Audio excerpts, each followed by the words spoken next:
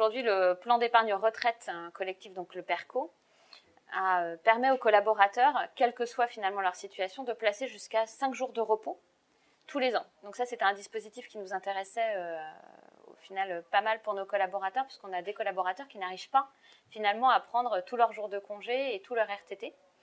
Donc ça permettait justement à ces collaborateurs de placer ces jours sans les perdre. Ensuite, c'est un dispositif qui permet aussi d'y placer sa participation. Les collaborateurs qui finalement souhaitent investir en vue de la retraite peuvent placer tout ou partie de leur participation sur le PERCO. Donc au départ, beaucoup de questions, mais une belle opportunité de se dire aujourd'hui, on va pouvoir avoir un nouveau dispositif à destination de nos collaborateurs plus âgés. Parce qu'en fait, on avait beaucoup de choses à l'époque sur les collaborateurs plus jeunes.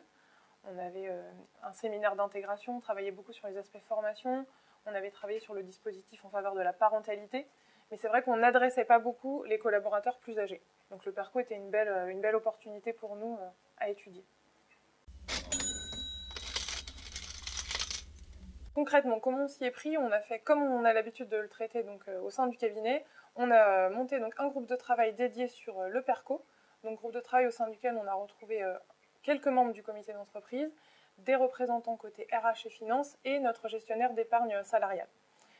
On a travaillé sous forme d'atelier pour adresser l'ensemble des thématiques qui sont propres au PERCO. En fait, on avait deux enjeux, c'était comprendre le dispositif PERCO au sens légal et construire le PERCO qui nous correspondrait au sein du cabinet.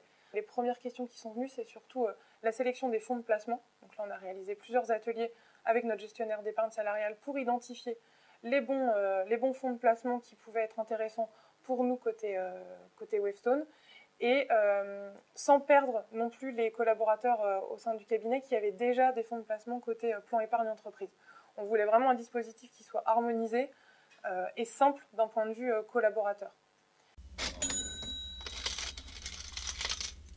Quand en janvier 2015, on a décidé de mettre en place le PERCO, on a lancé une grande campagne de communication, c'est-à-dire qu'on a retravaillé complètement notre guide d'épargne salariale.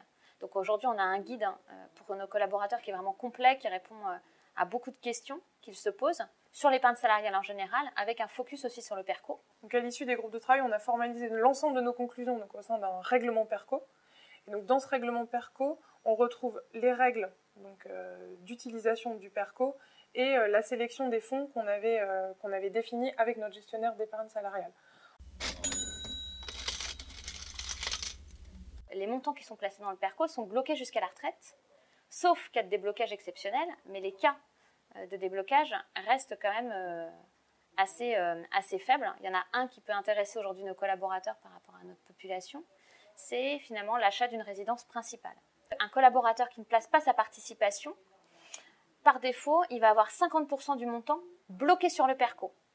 Donc ça, pour nous, c'était aussi très très important de travailler finalement avec nos représentants du personnel là-dessus, parce qu'on a aujourd'hui malheureusement des collaborateurs qui ne voient pas la campagne de participation placée, qui oublient de placer leur participation.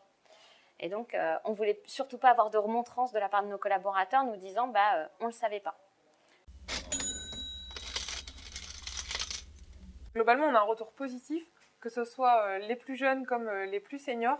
Tout le monde est très content de la mise en place du PERCO.